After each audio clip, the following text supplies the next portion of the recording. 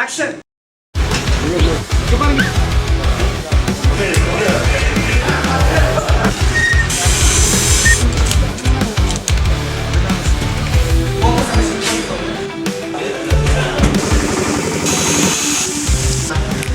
சொன்னோடனே நான் போடுறதே மறந்துட்டேன். பிளேபேக்.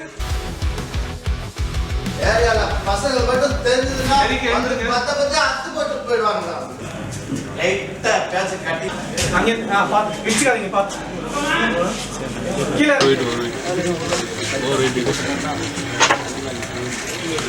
பேசிட்டு நீங்க பாக்குற மாதிரி பார்க்கவா இங்க இருக்குவா பெட்டர். நான் வந்து